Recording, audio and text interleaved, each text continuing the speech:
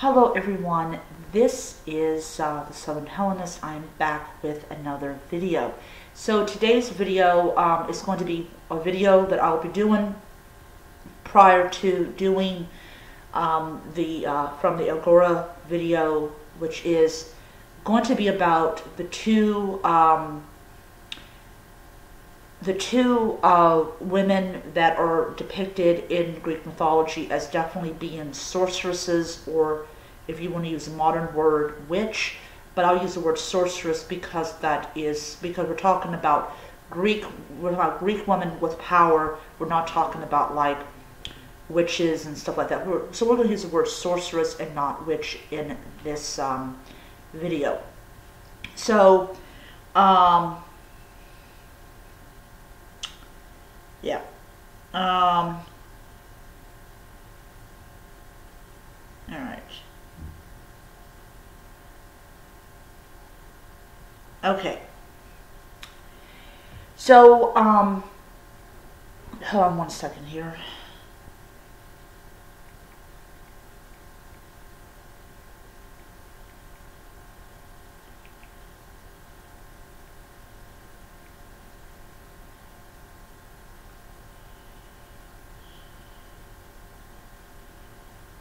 Alright.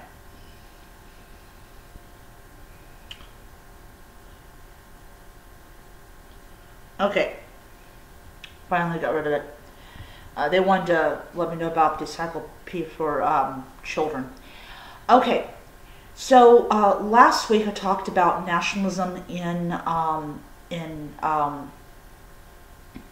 modern day Hellenism, more connected with Greece than I think here in the United States, because nationalism is not exactly popular with common people, and and so it's like, if you don't want to be considered to be a nationalist religion, then you keep your nationalist tendencies to yourself and all that.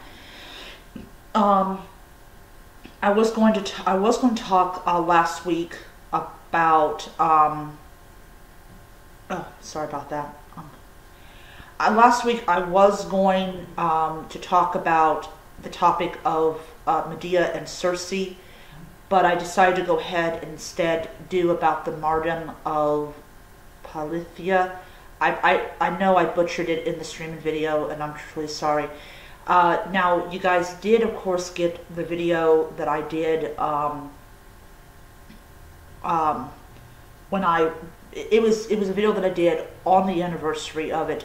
The video that talked about it was more of like a discussion of, of like, why was she such a threat to the Roman Empire? Why did the church why did the bishops seem so like obsessed with killing her? And, and why did the crowd, of course, go with it, even though, they knew that murder was something that was supposed to be against their religion. So that was something that I talked about, and what was really great was I was able to look stuff up while I was streaming, which is something that I can't do when I do this type of video. So today's video, oh yeah, also I forgot, also earlier this week we did talk about death rituals in ancient Greece, and I did go into a lot more detail about it than I was able to do in that nearly 20-minute video that I uploaded. So today we're going to talk about Medea and Circe. Now, Medea is a very complicated character. Some people in certain circles view Medea as being the daughter of Hecate. She is not. Hecate is a virgin goddess, not a mother goddess.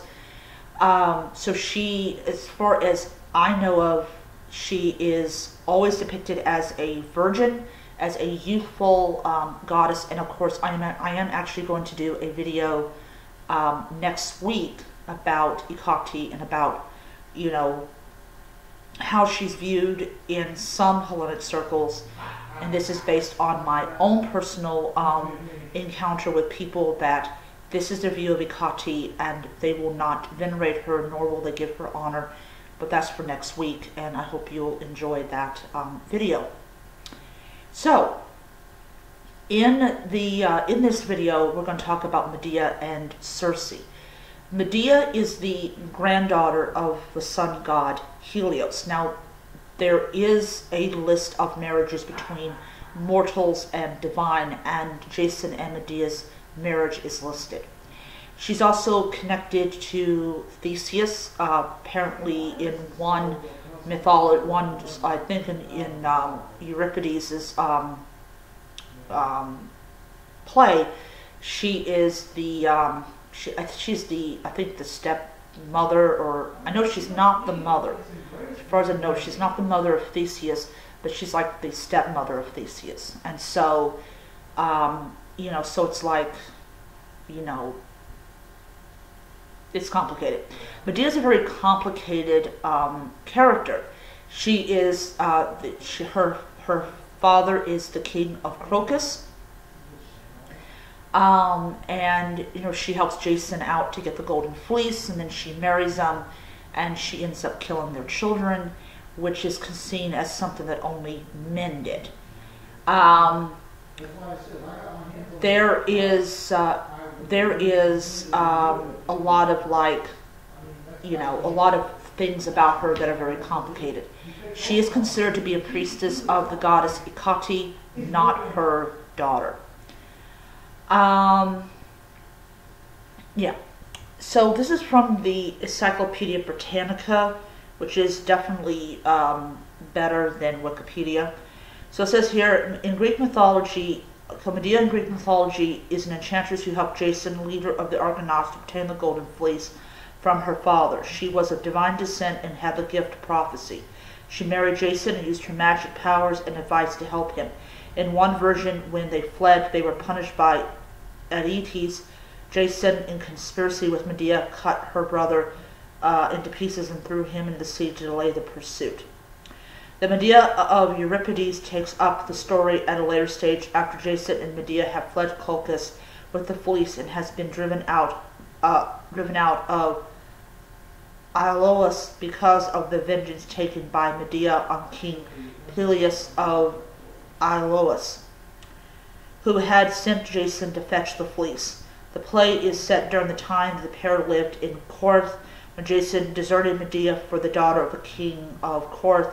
In revenge, Medea murdered Creona, his daughter, and their 2 sons by Jason took refuge with King Aegeus of Athens, having escaped from Corinth in a cart drawn by dragons sent by her grandfather Helios. After fleeing Corinth, Medea became the wife of Aegeus, who later drove her away after her unsuccessful attempt to poison his son Theseus. The Greek historian Herodotus related that from Athens, Medea went to the region of Asia, originally called Media, where inhabitants therefore changed their name to Medes.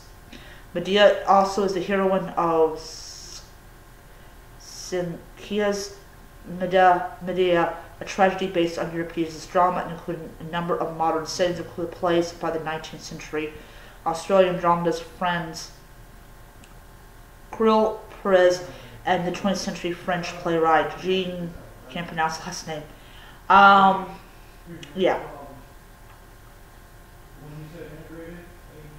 Okay. She was also she has had a niece called Circe, which of course later on appears in. By the way, if you hear that noise in the background, that's my brother. So Medea was an extremely powerful sorceress. She also does appear. She also appears in popular culture. She was actually featured in the book The Lost Hero, which was the first book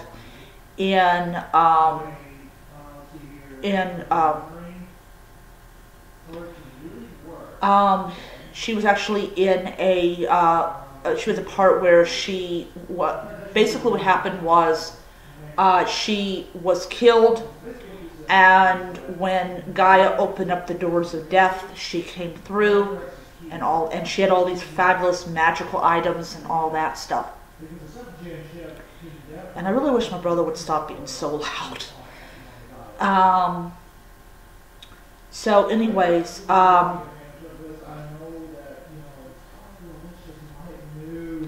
So, anyways, so I hope you guys can hear me. My brother's loud mouth.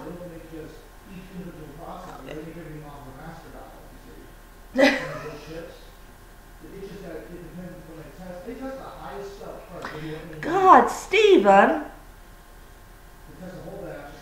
See, he's loud. He doesn't realize that the microphone can pick him up.